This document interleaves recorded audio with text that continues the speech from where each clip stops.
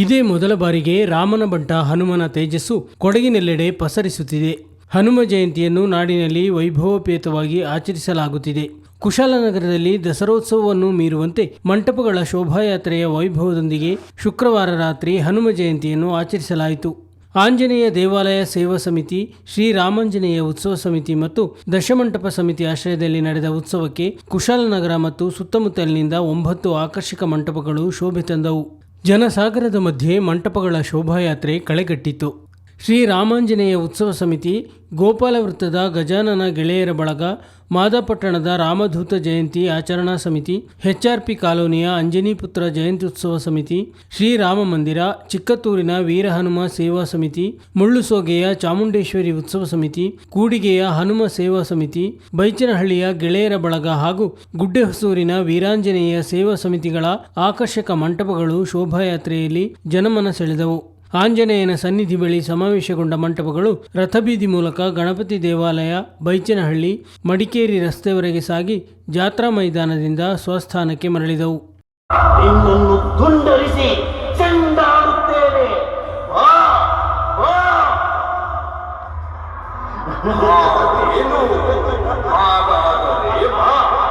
ನಿನ್ನ ಶಕ್ತಿ ಸಾಮರ್ಥ್ಯವನ್ನು ಈ ಬಡವಾನರನ ಮೇಲೆ ತೋರಿಸು.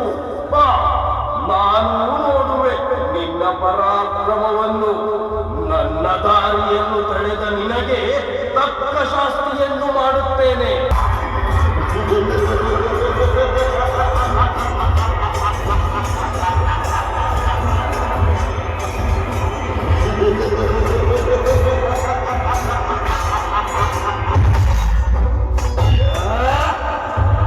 ನಿನ್ನೊಂದಿಗೆ ಯುದ್ಧವನ್ನು ಮಾಡಿ ಈ ನನ್ನ ಸಮಯವನ್ನು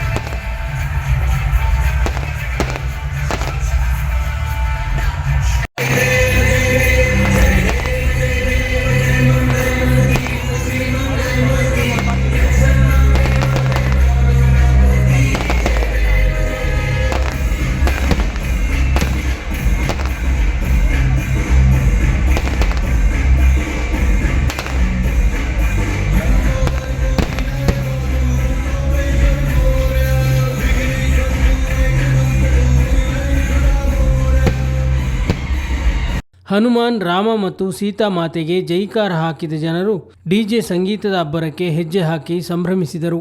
ಇದೇ ವೇಳೆ ಬಾಣ ಬಿರುಸುಗಳ ಪ್ರದರ್ಶನ ನಡೆಯಿತು. ಹನುಮ ಜಯಂತಿಯಲ್ಲಿ ಭಾರೀ ಜನಸ್ತೋಮಕ್ಕೆ ಸಾಕ್ಷಿಯಾಗಿದ್ದ ಕುಶಾಲನಗರ ಶುಕ್ರವಾರ ರಾತ್ರಿ ಕಣ್ಮನ ಮುದಗೊಳಿಸುವ ಉತ್ಸವವನ್ನು ಜನರ ಮುಂದೆ ತೆರೆದಿಟ್ಟಿತು. ಜನದಟ್ಟಣೆ ನಿಯಂತ್ರಿಸಲು ಪೊಲೀಸರು ಸಂಚಾರಕ್ಕೆ ಬೈಪಾಸ್ ರಸ್ತೆ ಮತ್ತು ಮಾರುಕಟ್ಟೆ ರಸ್ತೆಯಲ್ಲಿ ಅನುವು ಮಾಡಿಕೊಟ್ಟರು.